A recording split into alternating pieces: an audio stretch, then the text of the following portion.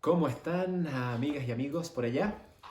Acá una nueva clase conceptual de un tema que me apasiona mucho, que es la salud y el consumo de lácteos. Sabemos que el consumo de lácteos está muy cuestionado últimamente, ha sido muy controversial pese a que desde el neolítico que venimos consumiendo lácteos no humanos. Entonces la pregunta del sentido común que nace al enfrentarse a esta controversia es por qué el humano está consumiendo un producto no humano, ¿cierto? Porque estamos hablando de que de los mamíferos solamente el humano es el que toma lácteo de otra especie. Ya desde ese mismo prisma uno podría decir algo anda mal acá. Y eso es bonito porque el sentido común, cuando empieza a primar en las decisiones y en las disonancias cognitivas, te empieza a dar pistas de hacia dónde conducirnos. Solamente el sentido común, sin indagar artículos, sin tener que meterse mucho en PubMed o en otras bibliotecas científicas, sino que solamente el sentido común, cuando uno conecta con esa intuición del sentido común y decir, ¿por qué estoy haciendo algo que en la naturaleza ningún otro ser lo hace? Ya eso nos pone una bandera roja diciendo, ojo, acá podemos estar haciendo algo que no esté haciendo daño y que por toda la información, los más media, la industria ganadera intensiva, la industria lechera intensiva, nos van adormeciendo y finalmente nos hacen adoptar conductas que parecen ser normales, están normalizadas por curva gaussiana, ¿cierto? Pero que al final del día es un profundo error.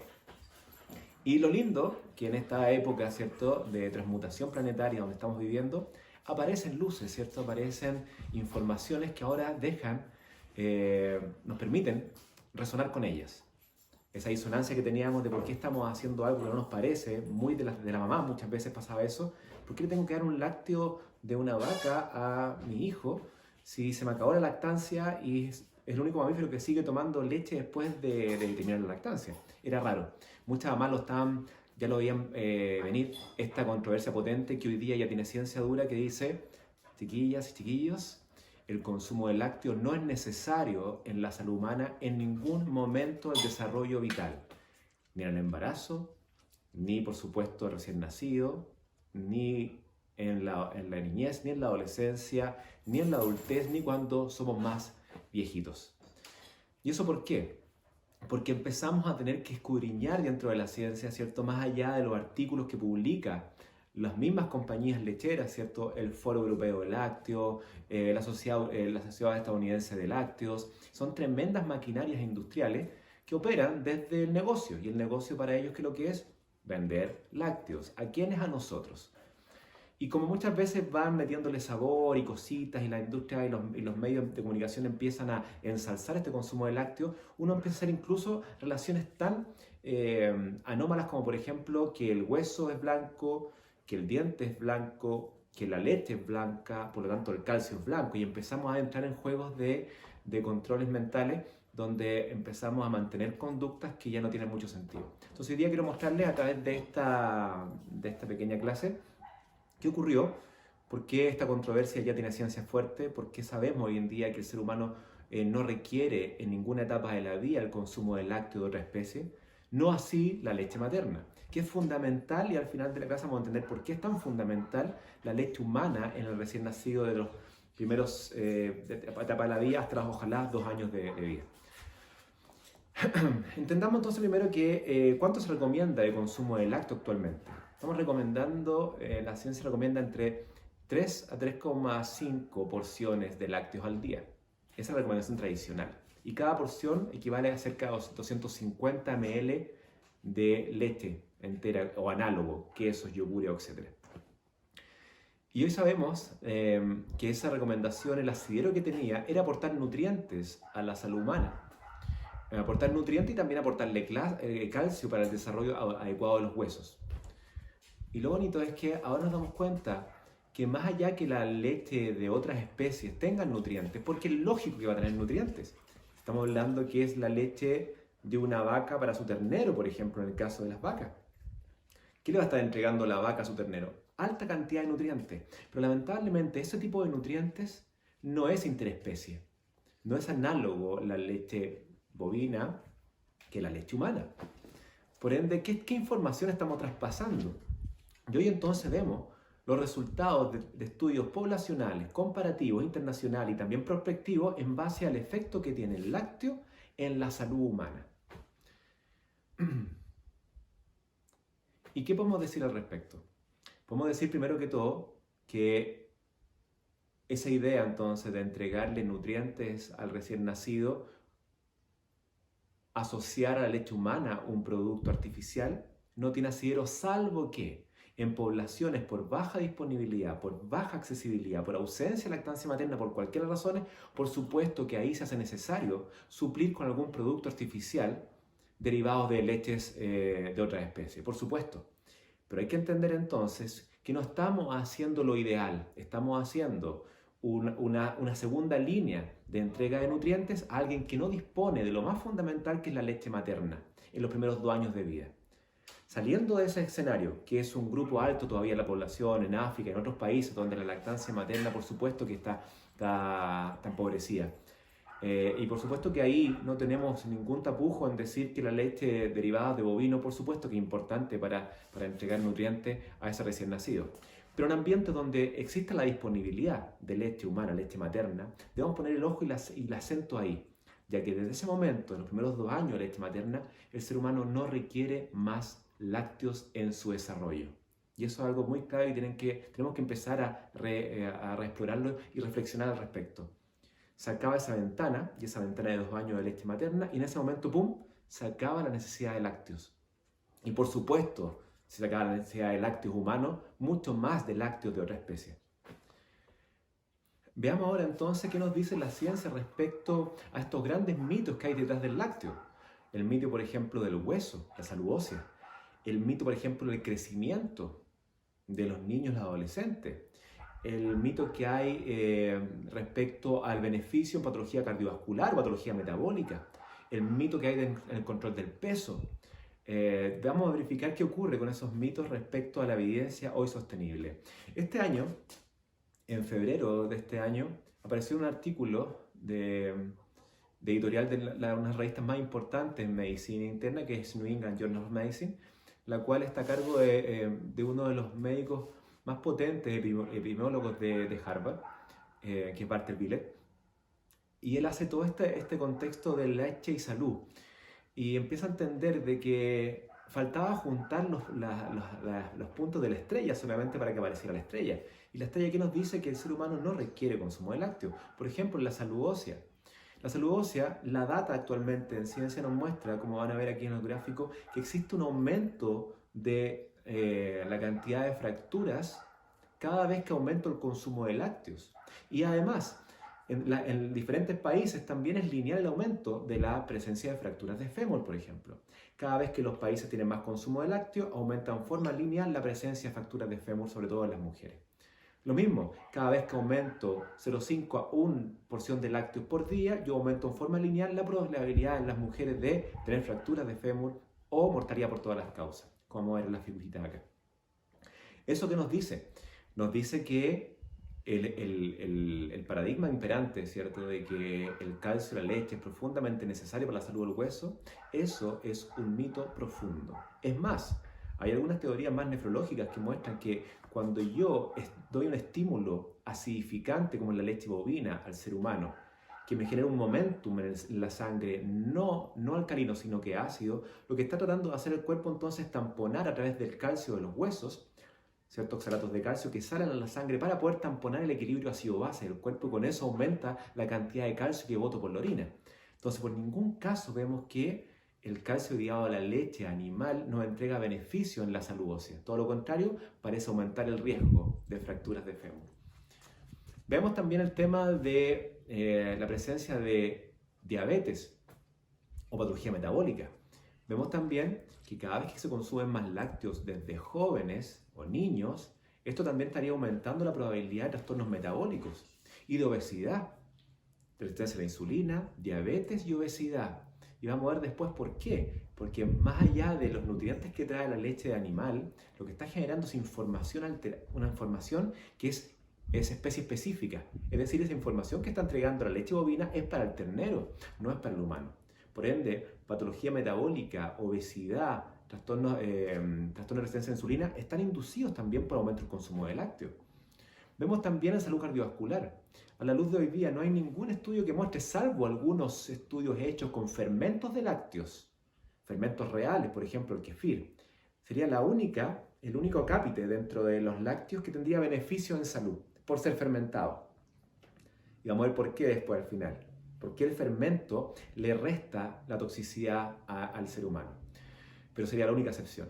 Entonces, en la data general, no mejora la salud ósea, no mejora el riesgo de patologías metabólicas tipo diabetes, resistencia a insulina o obesidad, sino que las aumenta. Tampoco protege al corazón de patología cardiovascular, es neutro ante eso. Y la mortalidad evaluada por la ingesta de proteínas derivadas de diferentes lácteos, solamente con el cápite de ingesta proteica, ya sea carnes rojas, carnes procesadas, animales de corral, lácteos o proteínas vegetales, vemos que, por supuesto, que las proteínas lácteas son mejores que las proteínas de origen de carnes. Cada vez que cambio las proteínas de carne, por ejemplo, por proteínas lácteas, yo tengo menos mortalidad que aquellos que consumen proteínas de carne. Pero si yo cambio la proteína láctea por proteína vegetal, yo tengo mucha menos mortalidad que aquellos que consumen proteína de lácteo. Entonces, por todas partes vamos viendo que no te genera un beneficio en mortalidad, sino que lo aumenta, obviamente en menor cantidad que el consumo de carne, cosa que disminuye el riesgo de mortalidad cuando consumes proteína de origen vegetal, como va el gráfico que está acá, este monito que está acá. Mientras más proteína animal, más mortalidad. Mientras menos proteína animal y más proteína vegetal, menos mortalidad. O sea, mientras más proteína vegetal, menos mortalidad. Eso es bonito porque ya empezamos a sacar casi todos los mitos, entonces nos va quedando que el consumo de lácteos parece ser más que por gusto, por placer, por hábito y por cultura. Porque no tenemos todavía ningún acápite de salud que nos vaya a mejorar. Sigamos viendo. ¿Qué otra cosa nos podría favorecer? Imaginemos el desarrollo del niño, ¿cierto? Imaginemos que después de los 2 años a los papás les dicen, por favor, denle lácteos, yogures, etc. Y vemos que no existe ninguna evidencia al respecto.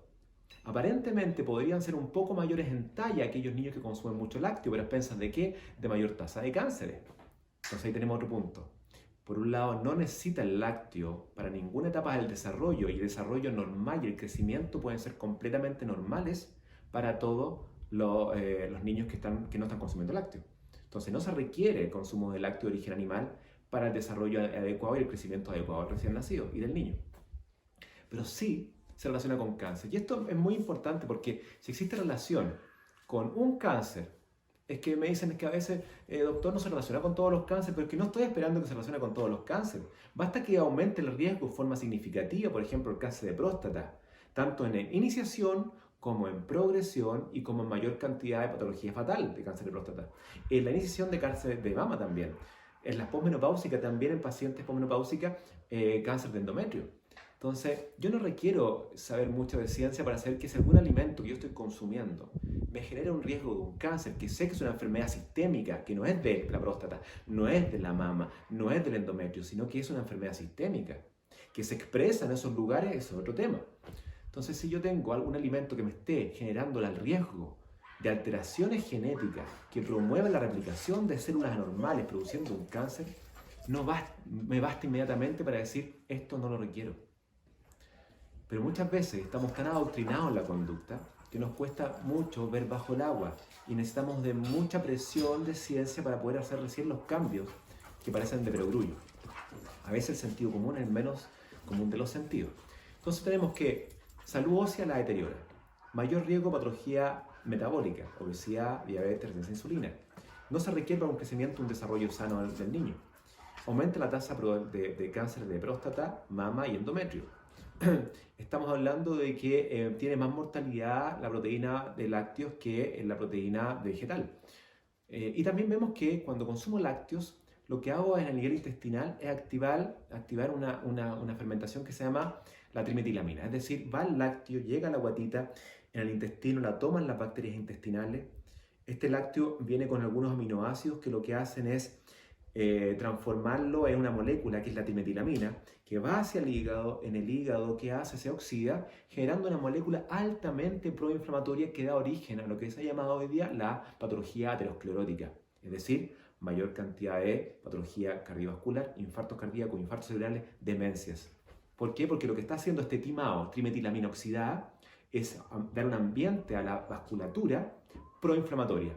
Es decir, que si ando dando vuelta el colesterol, entonces que no tiene nada malo per se, pero si llega a un ambiente inflamatorio, ese colesterol es secuestrado por ciertas células del endotelio, de la pared vascular, creando entonces la placa de ateroma que finalmente reduce el riego sanguíneo, derivando los infartos que conocemos, cardíaco, cerebral, o incluso progresión en demencias por falta de irrigación. Entonces vemos que el riesgo es bastante alto versus un beneficio que ya no existe, que antes pensábamos, ¿cierto? Porque ponían en los medios de comunicación, en las propagandas, en los comerciales, tome leche, la leche acá, la leche allá, pero vemos que es solamente un manejo de la industria para promover un consumo de algo que ahora no tiene evidencia que sea necesario. ¿Qué dice Bartel Biller al final de su editorial en New England este año?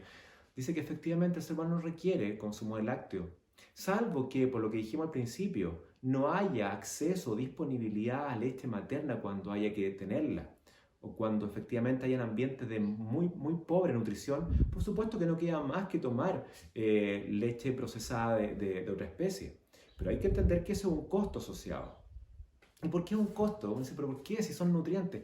Lo que vamos a ver ahora es muy interesante porque más allá de los nutrientes que por supuesto que trae, pero que no son especie específica, lo que está viendo un grupo alemán, algo muy interesante, que es que lo que está transmitiendo al ser humano es información. Fíjese qué lindo.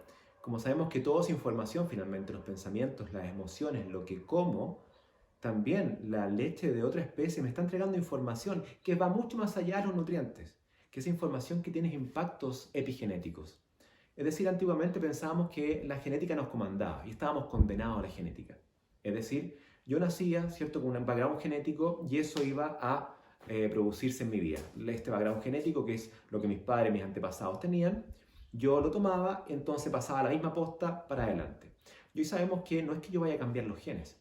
Lo que voy a hacer yo a través de mis estilos de vida, de la información que le ingrese, es cambiar modificaciones epigenéticas, alterar estos cromosomas, esta genética que yo vengo, para poder apagar aquellos switches que prendieron mis ancestros.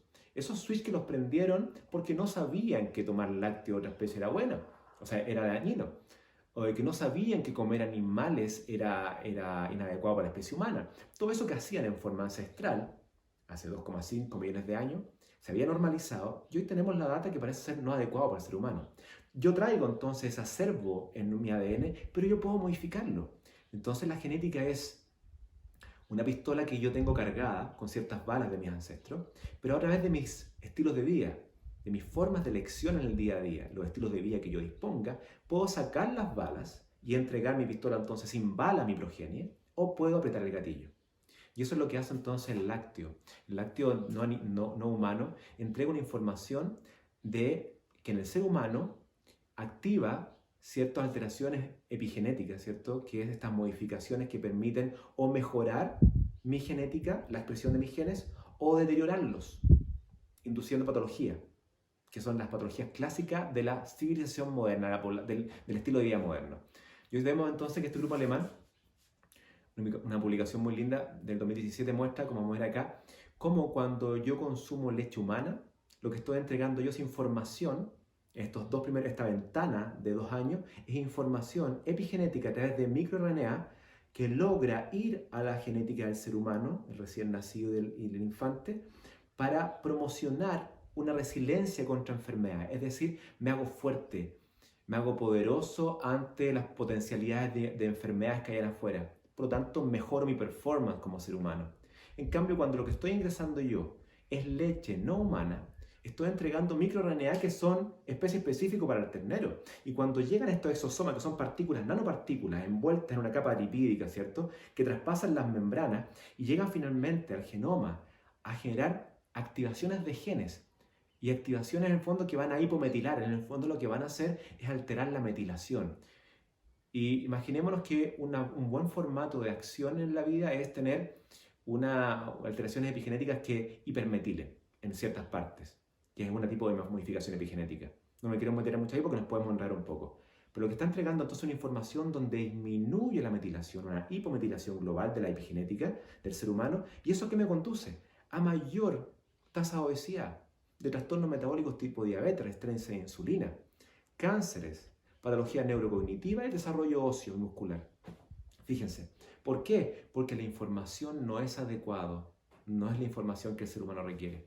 Miren qué hermoso. Entonces, más allá de los nutrientes y las cosas que vimos, lo más clásico, lo que estamos entendiendo ahora es que necesitamos normalizar la información que le entregamos. Y no solamente lo que pienso y mis emociones asociadas al pensamiento, sino que también cada vez que yo estoy comiendo algo, estoy informando al cuerpo. Y le estoy informando dos cosas, o la vertiente de salud o la vertiente de disfunción o enfermedad, que al final del día esa disfunción celular o esa alteración epigenética puede llevarme a una enfermedad tradicional de los derivados de los estilos de vida, que son las enfermedades que nos están matando, cardiovasculares y cáncer principalmente. Así que vemos que hay buenas razones hoy en día para dejar de lado el lácteo, porque antes pensábamos que el lácteo tenía alguna evidencia en salud y vemos que hoy en día esa evidencia ya no está. Y aparece todo este pool de data de literatura que nos muestra que no solamente no nos favorece, ni siquiera es neutro, sino que nos daña.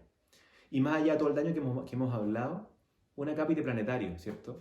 Que tiene que ver con el momento en que estamos viviendo, donde pensamos salvar el planeta, o el planeta está enfermo, sí, pero está enfermo por nuestras decisiones.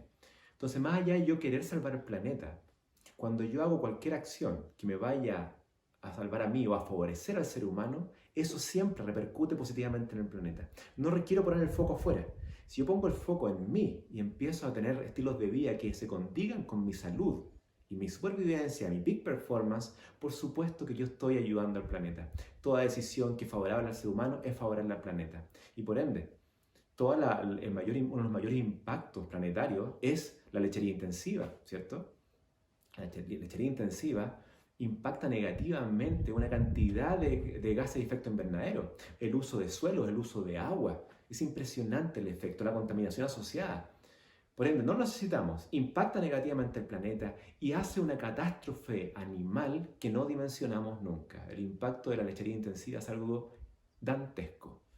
Entonces, por donde lo miremos, ya sea porque nos amamos al planeta, ya sea porque amamos a los animales, o ya sea porque nosotros nos amamos, el lácteo en el ser humano debe desaparecer, más allá de promocionar la lactancia materna. Y dejarlo solamente para cuando haya necesidades nutricionales importantes en ciertas poblaciones por falta de acceso o disponibilidad.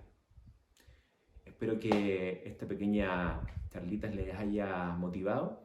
Y aquellos que estaban ahí en la transición, abandónenlo. Hoy en día tenemos bastantes líquidos vegetales que pueden suplir al sabor de aquellas personas que por sabor o por hábito o por cultura sigan tomando lácteos. Los quiero mucho y nos estamos viendo en un próximo tallercito. Abrazos.